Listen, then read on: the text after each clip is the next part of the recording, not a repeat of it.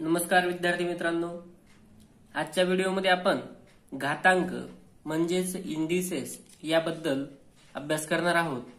सर्वप्रथम घातांक म्हणजे काय ते समजून घेऊया आणि त्यानंतर घातांकाचे नियम आणि त्यावर आधारित काही उदाहरणे आपण सोडून घेऊ।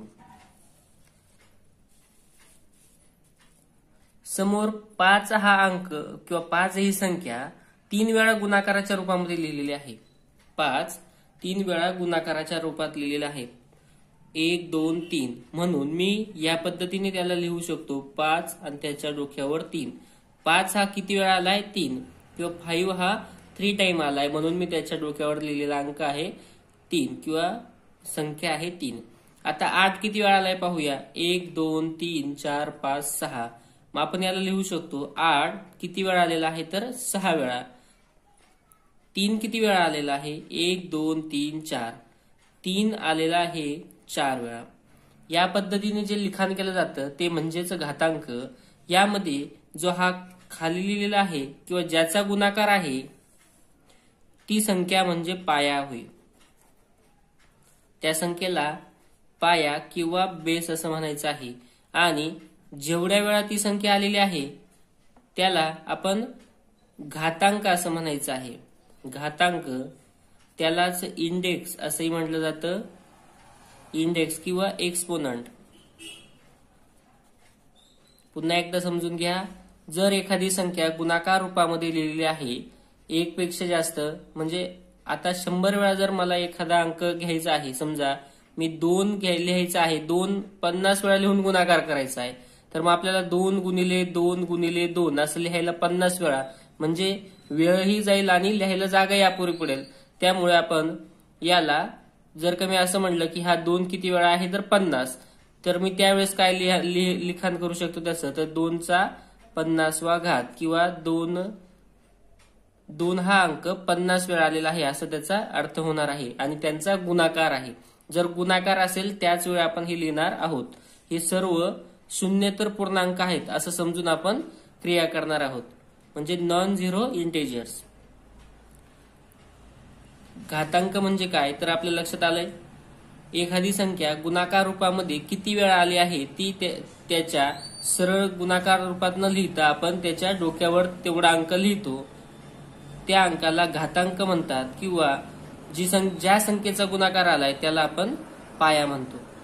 आता घातांकाचे काही नियम पाहूया।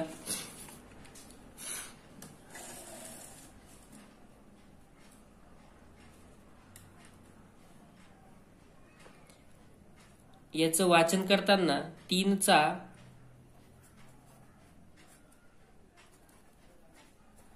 4था घात किंवा 3 raised to 4 किंवा 3 to the power of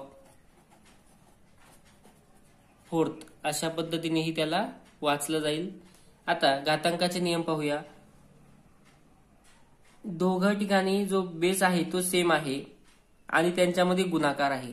नियम कधी वापरायचा हे महत्वाचं आहे, त्यासाठी आपल्याला समजून घ्यावं लागतील। तर दोघं ठिकाणी पाया समान असेल, बेस सेम असेल, बेस इक्वल असेल आणि त्यांच्यात जर गुणाकार असेल किंवा म्हणजे मल्टिप्लिकेशन असेल, तर आपण त्या दोन घातांकांची त्या दोन संख्या आहेत त्यांचे जे घातांक आहेत त्यांची आपण बेरीज करून लिहू शकतो। उदाहरणाने तुम्हाला लवकर लक्षात येईल, समजा 7 चा 5वा घात गुणिले 7 चा 3रा घात या पद्धतीने आहे, तर आपण काय चेक करायचं आहे, यांचा बेस समान आहे का, तर बेस इक्वल आहे, समान आहे, पाया समान आहे। आणि मग जर पाया समान असेल तर घातांकांची काय करायची आहे आपण बेरीज, म्हणजे मी लिहू शकतो की 7 चा 5 अधिक 3 बरोबर 7 चा 8वा घात, 7 चा 8वा घात। आता या ठिकाणी पहा भागाकार आहे, गुणाकार असेल तर बेरीज केली, भागाकार असेल तर आपण त्यांची करायची आहे वजाबाकी। पुन्हा एकदा सांगतो, जर पाया समान असेल, भागाकार असेल त्यांच्यामध्ये, तर त्यांची करायची आहे आपण वजाबाकी।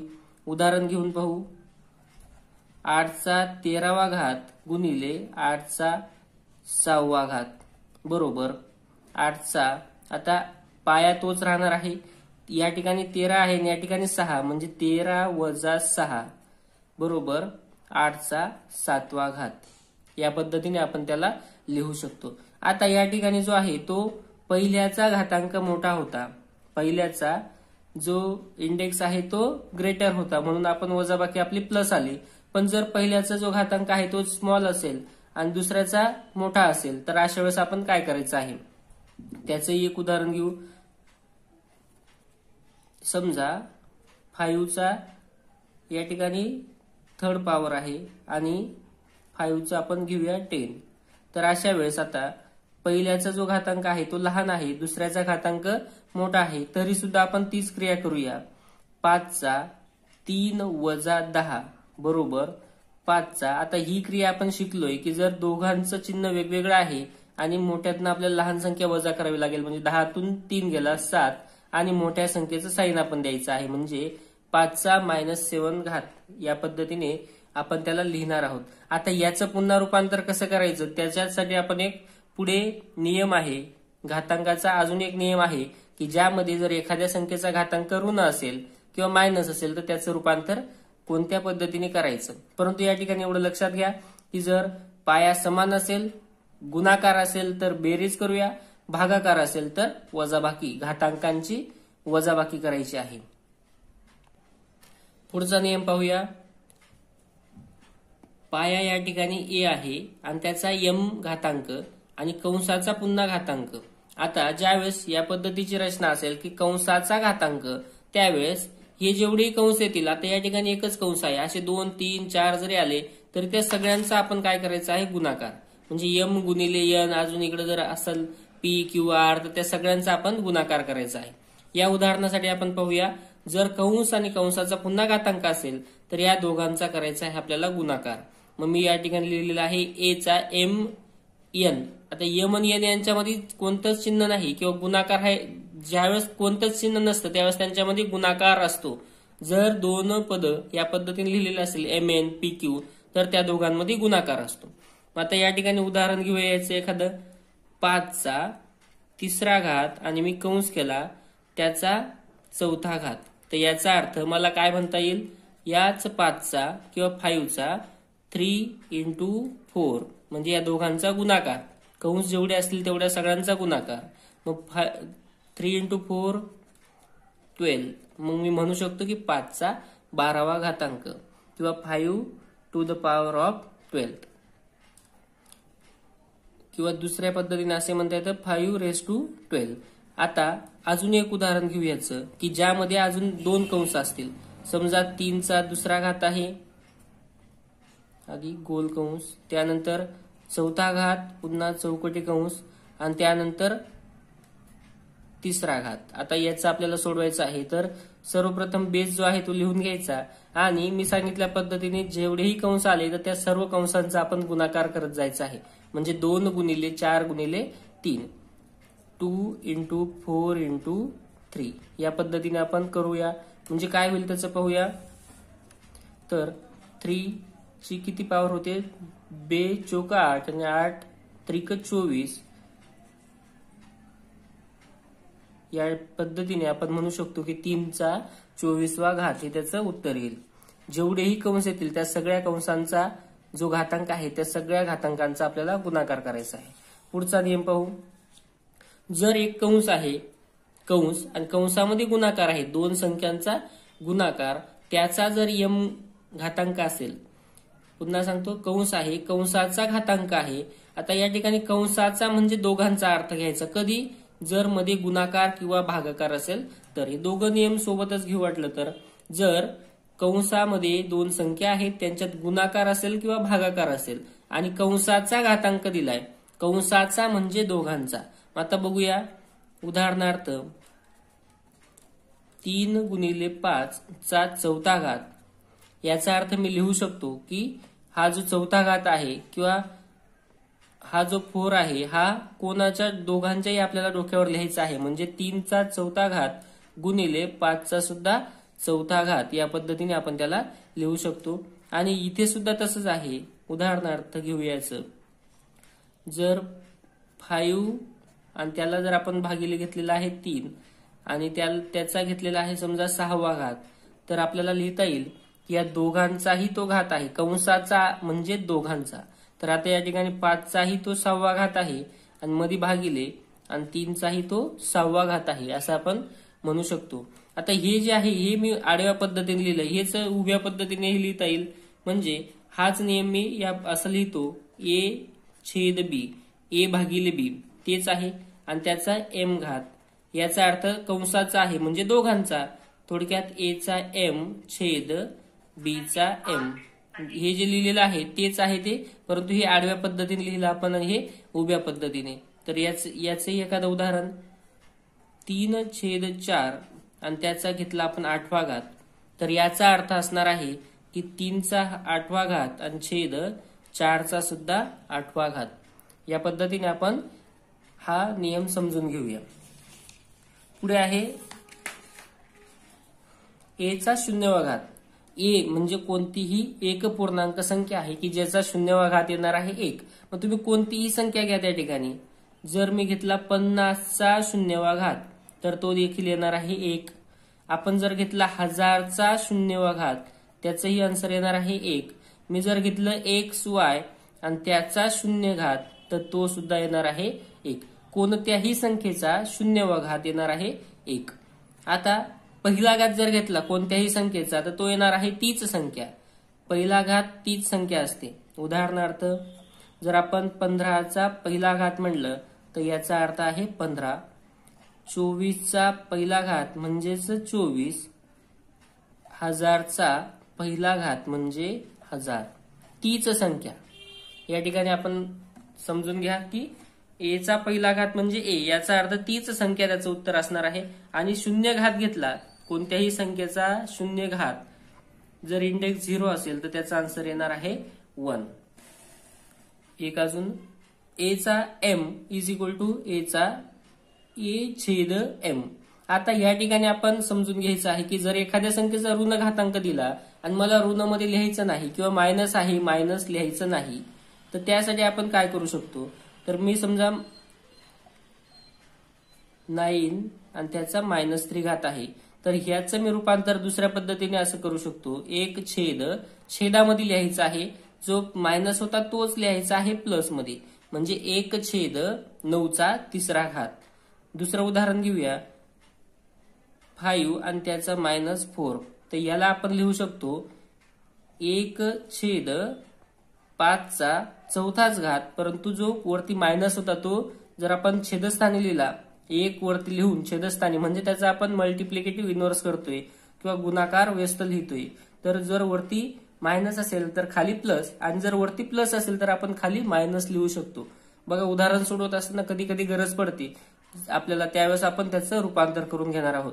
हा वरती जर का घातांक असेल मायनस, तर आपण छेदस्थानी त्याला घेऊन जाऊन त्याला प्लस मध्ये लिहू शकतो. आता पहिला जो आपण रूल पाहिला भागाकाराचा, त्यामध्ये आलेलं होतं पहा की जर का एखाद्या संख्येचा आपण पहिल्याचा घातांक छोटा आणि दुसऱ्याचा घातांक मोठा असेल तर आपली जी वजाबाकी आहे ती येणार आहे मायनस. मग 5चा -7. तर आता आपल्याला रूल माहित झाला, तर आपण लिहू शकतो त्याला 1/5चा कितवा घात येणार आहे 7, कारण हा मायनस होता तोच आता छेदस्थानी जाऊन झालेला आहे प्लस. अशा पद्धतीने आपण घातांकाचे नियम समजून घेतोय. एखादा निगेटिव्ह नंबर आहे आणि त्याचा इव्हन आपण जर का घात घेतला किंवा इंडेक्स त्याचा इव्हन असेल तर त्या परिस्थितीत उत्तर काय येईल ते पाहूया. निगेटिव्ह नंबर म्हणजेच ऋण संख्या. एखादा नंबर ऋण आहे किंवा निगेटिव्ह आहे आणि त्याचा आपण जर समघातांक घेतला, त्याचा समघातांक घेतला तर त्याचा आन्सर येणार आहे पॉझिटिव्ह किंवा धन. आणि जर का निगेटिव्ह नंबर असेल आणि त्याचा घातांक ऑड असेल म्हणजे ऋण संख्या आहे आणि जर त्याचा घातांक घेतला आपण विषम, तर या परिस्थितीमध्ये त्याचा आन्सर येणार आहे निगेटिव्ह म्हणजेच ऋण.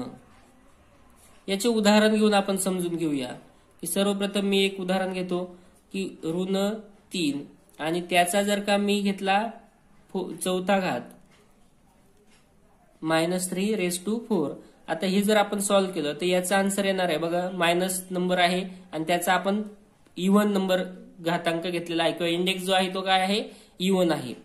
घातांक इव्हन आणि नंबर आहे मायनस. तर अशा वेळेस आपण त्याचा आन्सर काय येणार आहे, पॉझिटिव्ह येणार आहे. म्हणजे -3 इंटू -3 इंटू -3 इंटू -3, 3 त्रिक 9, 9 त्रिक 27, 27 त्रिक 81 आणि हे जे आहे हे प्लस आहे, हे निगेटिव्ह येणार नाही. ज्या वेळेस आता मी पुन्हा एकदा -3 घेतो आणि त्याचा तिसरी पॉवर किंवा त्याचा तिसरा घातांक घेऊया, तर -3 इंटू -3 इंटू -3. आता 3 त्रिक 9 आणि 9 त्रिक 27, परंतु या ठिकाणी आपण पाहिलं तर ऋण संख्या आहे आणि त्याचा घातांक काय आहे, विषम आहे. ऋण संख्येचा घातांक विषम असेल, निगेटिव्ह नंबरचा जो इंडेक्स आहे तो जर का ऑड असेल, तर या परिस्थितीमध्ये त्याचा आन्सर येणार आहे निगेटिव्ह, म्हणजेच -27 हे त्याचा आन्सर असेल. आपण चिन्ह समजून घेतलेले आहेत बघा. या दोघांचा जर गुणाकार केला तर काय होईल, मायनस आणि मायनस गुणाकार केला तर प्लस, पुन्हा प्लस आणि मायनस यांचा गुणाकार केला तर मायनस. यावरही तुम्ही लक्षात ठेवू शकता. पुढे पाहूया expanded form of a number. संख्यांचं विस्तारित रूपात लेखन आपण पाहिलेलं आहे, परंतु या ठिकाणी आपल्याला 10चा घातांक वापरून ते लिहायचं आहे. जर मी एखाद्या संख्येचा घातांक 0 म्हटलं, कोणत्याही संख्येचा घातांक 0 जर म्हटलं, त्याचं उत्तर येणार आहे 1. मग 10चा 0 घात सुद्धा येतो 1च. 10चा पहिला घात, कोणत्याही संख्येचा पहिला घात असेल तर त्याचं उत्तर येतं तीच संख्या, म्हणजे या ठिकाणी उत्तर आलेलं आहे 10. 10चा दुसरा घात, दुसऱ्या घाताला आपण वर्ग असे म्हणतो. 10चा दुसरा घात म्हणजे 10चा वर्ग आहे, 10चा स्क्वेअर, तर तो येणार आहे 100. आणि 10चा क्यूब, तिसरा घात म्हणजेच 10चा क्यूब असतो, म्हणजेच त्याचा आन्सर येणार आहे 1000. आता हेच आपल्याला मायनस मध्ये जर आलं तर त्यावेळेस काय असणार आहे, पुन्हा 10चा 1 घात म्हणजेच 1/10चा 1 घात. आपण आता रूल पाहिला की जर एखादा नंबर आला आणि त्याचा निगेटिव्ह जर असणार आहे इंडेक्स निगेटिव्ह असेल तर आपण त्याला 1 अपॉन आणि खाली तो इंडेक्स आहे तोच इंडेक्स पॉझिटिव्ह लिहू शकतो, म्हणजे धन आपण त्याला लिहू शकतो. मग 1/10चा पहिला घात म्हणजे 10. थोडक्यात याची जी किंमत आहे ती आलेली आहे 1/10. किंवा दुसऱ्या भाषेमध्ये आपण याला पुन्हा हा 1 लिहून घेतला. आपण दशांशापूर्णांक किंवा डेसिमल फ्रॅक्शन या भागामध्ये पाहिलं की जर का वरचा अंक जसेच तसा लिहायचा आहे आणि खाली छेदस्थानी 1 0 आहे, म्हणून आपण त्याला एका घरानंतर किंवा एका प्लेस नंतर पॉईंट द्यायचा आहे, म्हणजे 0.1 या पद्धतीने सुद्धा आपण त्याला लिहू शकतो. आता 10चा -2 म्हणजेच 1/10चा +2 घातांक किंवा 1/10चा दुसरा घातांक आपण त्याला लिहिणार आहोत 1/10⁻², किंवा 10चा वर्ग स्क्वेअर आपण त्याला म्हणू शकतो. आता याचं काय उत्तर येईल पाहूया. 10चा वर्ग म्हणजेच येतो 100. थोडक्यात 10चा -2 घातांक म्हणजे 1/100. थोडी 2 शून्य असतील छेदस्थानी तर त्याला आपण -2 घातांक, 3 शून्य असतील छेदस्थानी तर आपण त्याला -3 घातांक म्हणायचं आहे. याचं रूपांतर करता येईल आपल्याला. 1 लिहून घ्यायचं आहे आणि 2 घरं 1 2 दशांशचिन्ह 0. थोडक्यात पहा 0.01 म्हणजेच 10चा -2 घातांक आहे. 10चा -3 घातांक म्हणजे काय, तर 1/10चा 3 घातांक. वरती मायनस होता, आपण जर त्याला छेदस्थानी लिहिला तर तो झाला पॉझिटिव्ह किंवा प्लस.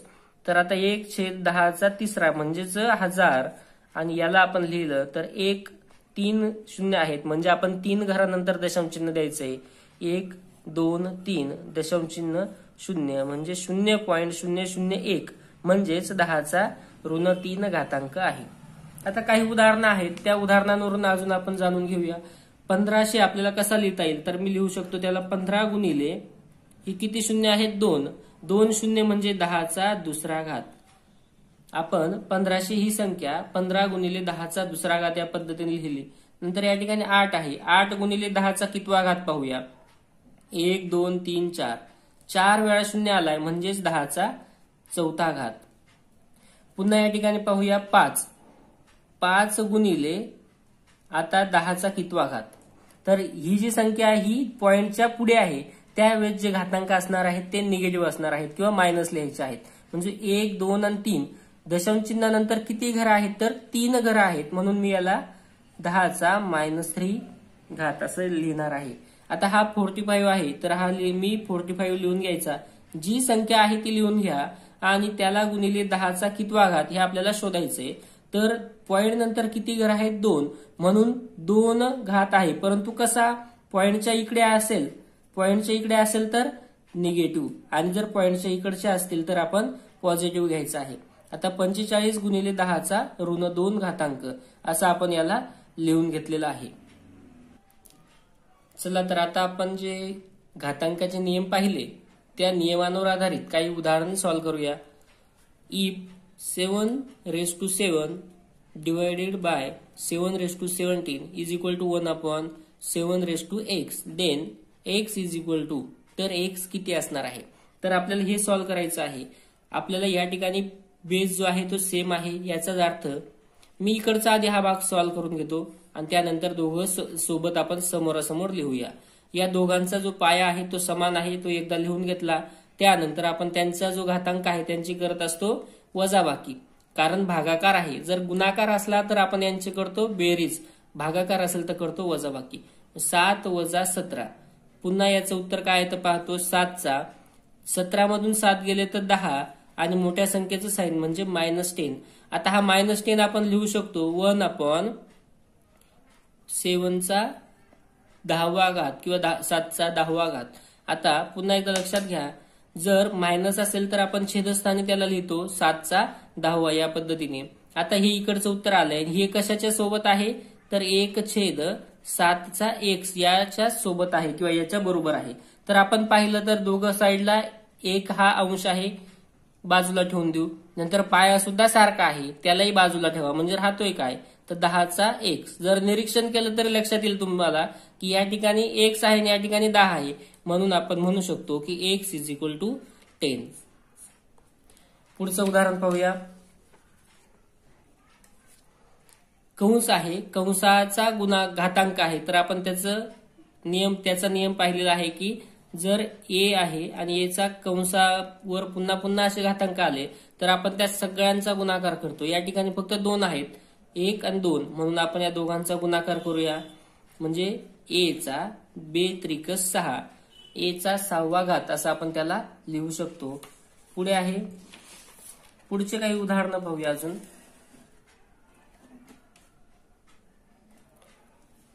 या दोन्ही उदाहरणांचं निरीक्षण करायचं आहे. पहा, या ठिकाणी आपण घातांकांची बेरीज करू शकत नाही कारण गुणाकार नाही. या मध्ये जे आलेले चिन्ह आहे तेही पाहणं महत्वाचं आहे. या ठिकाणी प्लस आहे, जर गुणाकार राहिला असता तर आपण घातांकांची बेरीज केली असती, परंतु बेरीज आहे म्हणजे बेरीज जर असेल तर आपण घातांकांवर क्रिया करणार नाही. तर आता दुसरा काय पर्याय आहे त्याच्यात. खाली जर पाहिलं तर 2चा दुसरा घात आहे, तिसरा आहे आणि चौथा आहे. इथे तिसरा, चौथा आणि 5वा आहे.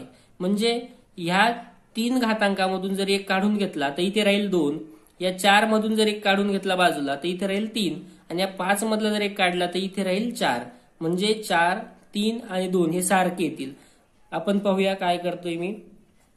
पहिले जे लाईन आहे किंवा वरचे जे अंशामधल्या संख्या आहेत त्याच्यामधून आपण 2 कॉमन काढला तर या ठिकाणी 3 घात होते, त्यापैकी एक बाजूला घेतला. 3 घात याचा अर्थ काय आहे तर 2 ही संख्या 3 वेळा घेऊन गुणाकार. मग 3 वेळापैकी मी 1 वेळा बाजूला घेतला तर राहिला आता त्या ठिकाणी 2 वेळा. पुन्हा अधिकचं साईन, हे 4 आहेत, 4 पैकी 1 बाजूला घेतला तर राहील मध्ये 2 राहील 3 वेळा आणि अधिक या 5 मधला 1 वेळा जर आपण बाहेर काढलेला आहे तर त्या ठिकाणी राहणार आहे 2चा चौथा घात. आता छेदस्थानी काय आहे पाहूया.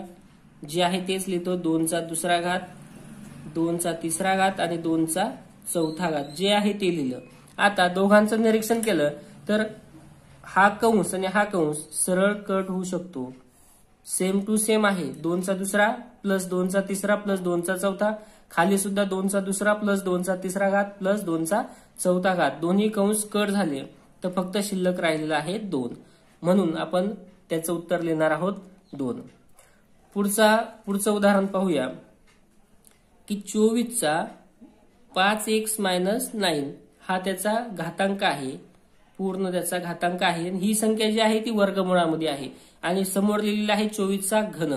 तर हे उदाहरण सोडवताना जर इकडे आहे हे वर्गमुळाचं चिन्ह म्हणजे स्क्वेअर रूट आहे, तिकडे जर पाठवलं आपण तर स्क्वेअर होईल. पुन्हा एकदा लक्षात घ्या, इकडच्या बाजूला स्क्वेअर रूट आहे, जर मी तिकडच्या बाजूला लिहिलं त्याला तर स्क्वेअर रूट. मग काय लिहिता येईल मला पाहतो.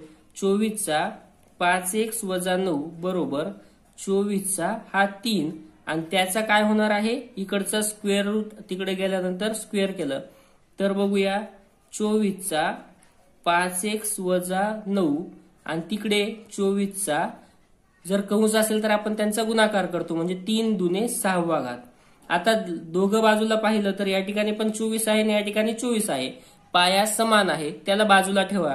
काय आहे मग 5x वजा 9 बरोबर 6.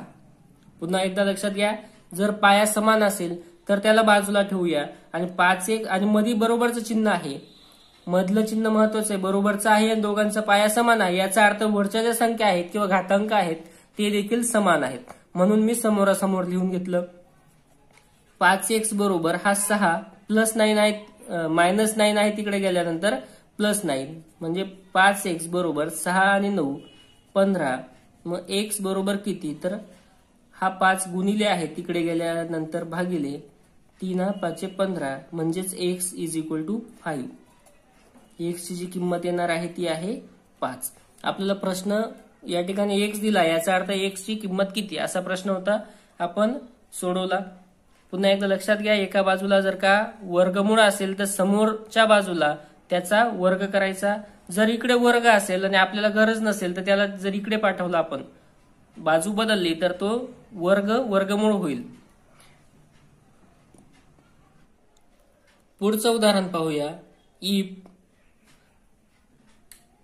कंस आहे त्या कंसामध्ये 150 गुणिले 4 आणि छेदामध्ये वजा 360 आणि त्याचा 0वा घात अधिक 4.52 अधिक 2x बरोबर 5.7 आणि त्याच्यानंतर विचारलेलं find the value of x किंवा x ची किंमत किती. तर आता सर्वप्रथम या ठिकाणी गुणाकार दिलाय, खाली छेदात दिलाय, परंतु मी लक्ष दिलं तर याचा जो घातांक आहे तो आहे 0. जर एखाद्या संख्येचा इंडेक्स 0 असेल तर त्याचा आन्सर येतं 1. म्हणून आपण हा गुणाकार किंवा भागाकार याच्यामध्ये वेळ घालवायचा नाही. तर याचा जो घातांक आहे 0 त्यावरून आपण लिहिलं की 1, नंतर प्लस 4.52 प्लस 2x प्लस 5.7 हे लिहून घेतलं. त्यानंतर हा जो 1 आहे हा 1 म्हणजेच 1.0 असतो आणि त्याच्यामध्ये आपल्याला प्लस करायचा आहे 4.52. तर त्याचा आन्सर येणार आहे 5.52. बऱ्याच जणांचा प्रॉब्लेम येतो, हा एक जो आहे हा या 2 मध्ये मिळवला जातो म्हणजे 4.53 त्यांचं उत्तर येईल. परंतु तसं नाही, हा 1 म्हणजे 1.0 आहे आणि त्याला जर आपण प्लस केला तर 5.52 plus 2x is equal to 5.7. आता हा 5.52 किंवा 5.52 आहे, प्लस आहे, तिकडच्या बाजूला गेला तर होईल मायनस. मग 5.7 मायनस 5.52 मी एका खाली एक लिहून घेतो म्हणजे आपल्याला वजाबाकी करायला सोपं जाईल. या ठिकाणी काहीच नाही म्हणजे असणार आहे 0. 0 मधून 2 गेले तर 8 म्हणजे 10 मधून 2 गेले तर 8, हातच्या परत 7 मधून 6 गेले तर 1 पॉइंट आणि या ठिकाणी आहे 0. उत्तर आलं त्याचं 0.18 आणि इकडे आहे 2x बरोबर 0.18. जर आपण पुढे सोडवलं तर x बरोबर 0.18 हा 2 जो आहे तो गुणिले आहे, तिकडच्या बाजूला पाठवल्यानंतर भागिले होईल म्हणजे 2×9=18 आणि दशांश चिन्ह आपण जर पाहिले तर अंशाचे जास्त म्हणजे याचा अर्थ उत्तराला आपल्याला दशांश चिन्ह द्यायचे आहेत. किती जास्त, 2 पॉइंट जास्त आहेत, खाली नाहीच आहे म्हणजेच 0 आणि वरती 2 आहेत. याचा अर्थ अंशाचे 2 प्लेसेस जास्त म्हणून 1 2 0.09. आता पर्यायामध्ये 0.09 असेल तर ठीक. दुसरा प्रकारे अजून काय लिहिता येईल, 0.09 ला 0.3चा स्क्वेअर असं लिहिलेलं आहे. हा देखील पर्याय बरोबर आहे म्हणजे हे दोन्ही पर्याय बरोबर आहे. आपण जर हे सोडवलं की 0.3चा वर्ग किती किंवा 0.3चा स्क्वेअर किती, तर आपण ज्यावेळेस गुणाकार करतो की 3 त्रिक 9 आणि इथे एक दशांश चिन्ह आहे म्हणजे स्क्वेअर मध्ये 2 होणार आहेत. 1 2 0.09 म्हणून हे दोन्ही पर्याय या ठिकाणी बरोबर आहेत. पुढचा प्रश्न पाहूया. 3चा चौथा घात गुणिले 2चा x बरोबर 36चा वर्ग, तर x बरोबर किती? 3चा चौथा घात जो आहे या ठिकाणी गुणिले आहे, तिकडे जर आपण पाठवलं तर होणार आहे भागिले, म्हणजे 2चा x बरोबर 36चा दुसरा घात, याचा अर्थ 36 गुणिले 36. भाग देण्यासाठी सोपं जाईल म्हणून आपण 36चा वर्ग 36 गुणिले 36 लिहिला. आणि हा जो 3चा चौथा घात आहे या ठिकाणी होता गुणिले, जर मी समोरच्या बाजूकडे पाठवला तर तो होणार आहे भागिले, म्हणजे 3चा चौथा घात. याचा अर्थ 3 किती वेळा? 4 वेळा. आता हा भाग देऊया. 3 1 3, 3 1 3, 3 दुने 6, पुन्हा 3 1 3, 3 1 3, 3 दुने 6, 3 1 3, 3 चोक 12 आणि 3 1 3, 3 चोक 12. उरलेला आहे 4 गुणिले 4, 4 गुणिले 4 म्हणजेच 16. आता 16 म्हणजे 2चा कितवा घात? तर 2चा कितवा घात असं आपल्याला पाहायचं आहे. 2x बरोबर 16 जर घेतलं तर 2 गुणिले 2, 2 दुने 4, 4 दुने 8 आणि 8 दुने 16. याचा अर्थ 1 2 3 4 म्हणजे 2चा चौथा घात. दोघांचे आता निरीक्षण केलं तर पाया समान आहे. इकडे 2 आहे, इकडे 2 आहे, म्हणजे आपण x च्या जागेवर लिहू शकतो 4.